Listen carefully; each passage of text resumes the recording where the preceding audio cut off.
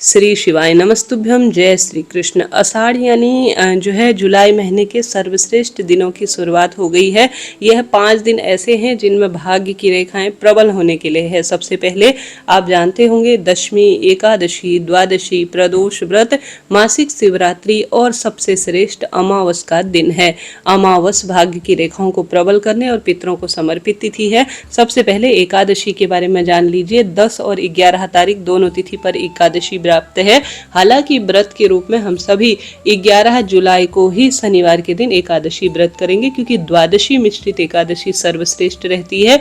दशमी युक्त एकादशी उतनी ठीक नहीं है। व्रत के नियम दोनों दिन पालन किए जाएंगे। 10 और 11 दोनों दिन व्रत के नियमों का पालन होगा। जैसे कि 10 जुलाई सुबह 8:16 से एकादशी तिथि शुरू होगी और 11 जुलाई सुबह 5:22 के आसपास एकादशी तिथि का समापन होगा। ऐसे में जो व्रत है वह परिपूर्ण 11 तारीख को किया जाएगा। नियम इत्यादि का पालन, जैसे तुलसी में जल न चढ़ाना, चावल इत्यादि ग्रहण न करना और तामसिक चीजों के परहेज की बात करें तो 10 और 11 तारीख दोनों तिथि में यह नियम मान्य किए जाएंगे। जो व्रत नहीं भी करते हैं उन्हें यह बात पता होनी चाहिए।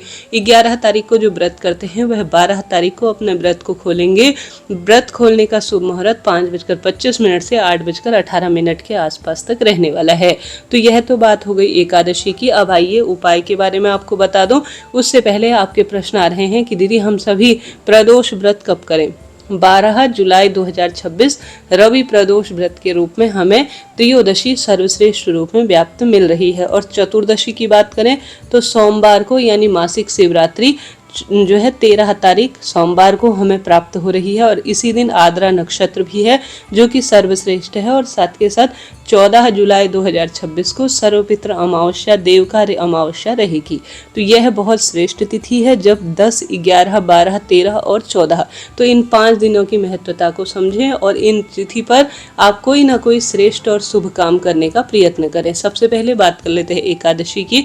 एकादशी जो कि सर्वश्रेष्ठ तिथि है, 10 और 11 दोनों दिन आपको कुछ उपाय जरूर करने हैं। हालांकि इन 5 दिनों में एकादशी, द्वादशी, त्रयोदशी और इन श्रेष्ठ तिथि पर इन कार्यों को करते हैं तो लाभ होता है। सबसे पहले एक पीपल का पत्ता 100 ब्राह्मणों की साक्षी कराता है, आप जानते होंगे।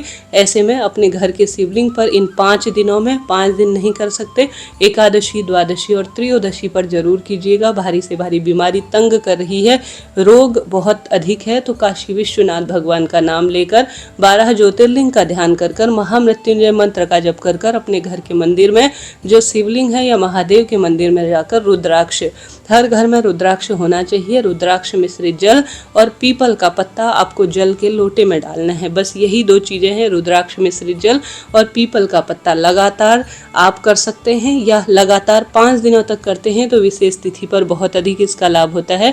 शिवलिंग पर काशी विश्वनाथ भगवान का नाम लेकर महामृत्युंजय मंत्र का जाप कर 12 ज्योतिर्लिंग का ध्यान कर शिवलिंग पर आपको यह पीपल के पत्ते का जल और रुद्राक्ष मिश्रित जल घर के मंदिर में जरूर चढ़ाना है। बाकी का जो शिवलिंग पर चढ़ा हुआ जल है उसे प्राप्त कर अपने घर पर छिड़काव करें, अपने नेत्रों से और अपने मस्तक पर जरूर से ही लगाइएगा। इसका बहुत अधिक लाभ है, इससे सौभाग्य खूब बढ़ता है। तो यह कार्य करें। दूसरा सबसे सरल काम, दीपदान। हमेशा मैं आपको कहती हूँ कि ज़्यादा आप कुछ नहीं कर सकते हैं तो विशेष तिथि पर एकादशी से लेकर अमावस तक 5 दीपक जरूर से लगाएं।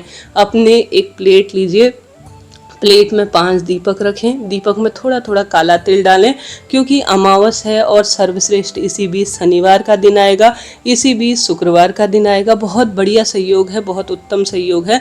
काला तिल डालकर 5 दीपक लीजिए। दीपक में सामान्य कोई भी घी या तिल के तेल का प्रयोग करें।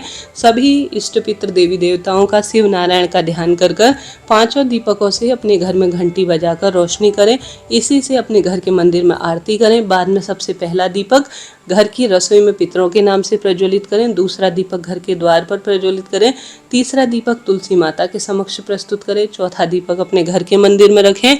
अंतिम जो 5वां दीपक है उसे अपने छत, बालकनी या कहीं भी पितरों के निमित्त या कोई पवित्र वृक्ष है जैसे आंवला, बड़, पीपल, बेलपत्र या किसी देवालय इत्यादि स्थान पर या अपनी बालकनी में जहां आप नहीं जा सकते हैं उन स्थानों का ध्यान कर दीपदान आज की तिथि पर जरूर करें। इससे बहुत अधिक लाभ होता है और खूब सौभाग्य बढ़ता है। है। तो इन 5 दिनों में यह 5 दीपक का दान आपको जरूर करना है।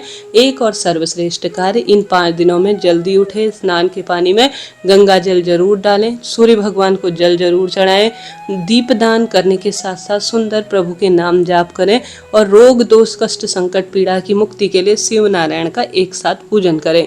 और एक सरल कार्य करें, कांता चक्र भगवान की जय कहते हुए, शिव नारायण की जय कहते हुए एक सफेद फूल, एक शमी का पत्ता, एक लाल फूल और एक बेलपत्र, ठीक है। सफेद और लाल फूल, शमी का पत्ता और बेलपत्र लीजिए। कांता चक्र भगवान की जय, शिव नारायण की जय कहते हुए अपने घर के मंदिर में जहाँ पर माता अशोक सुंदरी का स्थान है या माता अशोक सुंदरी के जो है शिव परिवार पर कहीं भी शिवलिंग के आसपास जाना हो तो माँ अशोक सुंदरी के स्थान पर आपको यह श्रेष्ठ जो आपने सामग्री ली है और देवी देवताओं का ध्यान आपने किया हुआ है, अपनी कामना कहते हुए, जैसे बच्चों के विवाह की कोई दिक्कत है या कोई अन्य परेशानी चल रही है, उन सब के निदान के निमित्त आपको प्रभु प्रार्थना करते हुए यह सरल सा कार्य करना है। कांता चक्र भगवान का नाम एक ऐसा नाम है जो कि खूब सौभाग्य देता है और धन संपदा में वृद्धि करता है। साथ के साथ शिवलिंग पर अगर आप जल चढ़ाएं तो एकादशी और द्वादशी पर 3 बार शिवलिंग पर गंगा जल मिश्रित जल चढ़ाते हुए स्वधा स्वधा स्वधा जरूर से बोलना है। 3 बार जिसने भी स्वधा स्वधा स्वधा कहते हुए शिवलिंग पर गंगा जल मिश्रित जल चढ़ा दिया उसका खूब सौभाग्य बढ़ता है और दुख दरिद्रता का स्वयं ही अंत हो जाता है। करके देखिएगा, लाभ मिलेगा। इसके साथ साथ अपने जल के लोटे में आप एकादशी के दिन 7 बेलपत्र और गंगा जल मिश्रित जल अगर नंदी बाबा को थोड़ा चढ़ाकर बाकी का जल शिवलिंग पर चढ़ाते हैं तो इससे पितृ तृप्त होते हैं और खूब सौभाग्य मिलता है। आप पूरे आषाढ़ महीने में या किसी भी श्रेष्ठ तिथि पर कुछ भी नहीं कर पाते हैं तो आप इस महीने सरल तरीके से प्रदोष व्रत कर सकते हैं, एकादशी व्रत कर सकते हैं। व्रत नहीं कर पाते हैं, सरल तरीके से श्री नारायण की प्रसन्नता के लिए तुलसी की मिट्टी को अपने मस्तक पर धारण करें। अपने घर पर तुलसी की लकड़ी को रुई या कच्चे सूत में सरल तरीके से घी में डुबोकर ओम नमो भगवते वासुदेवाय महामंत्र का जप करते हुए दीपदान करें। तुलसी की लकड़ी को घिसकर हरि चंदन बनाकर प्रभु जी को समर्पित करें। इससे भी खूब सौभाग्य बढ़ता है। नाम जाप कीजिएगा। सुंदर पुस्तकों का दिव्य आप श्रवण इत्यादि कर सकते हैं। इसके बहुत अधिक लाभ हैं। अन्नदान, जलदान, वस्त्रदान, गोदान अपनी इच्छा शक्ति सामर्थ्य अनुसार करें। खूब नाम जाप करें, इससे श्रेष्ठता की अनुभूति होती है और अद्भुत लाभ मिलता है। शिव नारायण की विधि विधान से पूजा, पीपल, आंवला, बड़ इत्यादि वृक्ष में दीपदान, जल इत्यादि का सिंचन खूब लाभ देता है और सौभाग्य में भी वृद्धि करता है। तो इन कार्यों को करें। गौ सेवा करें, पितरों के निमित्त जलदान इन एकादशी, अमावस, प्रदोष इत्यादि में बहुत लाभ देता है। तो आप इन श्रेष्ठ तिथि में कोई भी महिला पुरुष जल के लोटे में काला तिल डालकर, जौ, कुशा, तुरवा डालकर या तुलसी का पत्ता डालकर सर्व पितृदेवाय नमो नमः कहते हुए जलदान जरूर से ही कीजिएगा। साथ के साथ सरल विधि से इन तिथि पर आप शिवलिंग पर रोज जल चढ़ाएं। ज़्यादा नहीं कर सकते हैं। 5 स्थानों पर चंदन लगाएं, जैसे माता अशोक सुंदरी, कार्तिकेय भगवान, माता रानी का हस्तकमल और शिवलिंग। 5 स्थानों पर जल, 5 स्थानों पर जो है चंदन और 5 स्थानों पर बेलपत्र अगर आप समर्पित करते हैं तो खूब सौभाग्य बढ़ता है। शिवलिंग पर चढ़ा हुआ जल अपने घर पर छिड़काव करें, थोड़ा ग्रहण करें। अपने पूरे शरीर में ऊपरी हिस्सों में इसे आप जैसे नेत्र, मस्तक इत्यादि पर, कर्ण इत्यादि पर, वक्ष स्थल इत्यादि पर लगाते हैं तो शुभता इससे आती है। अभी के लिए इतना ही। चैनल से जुड़े, सब्सक्राइब करें।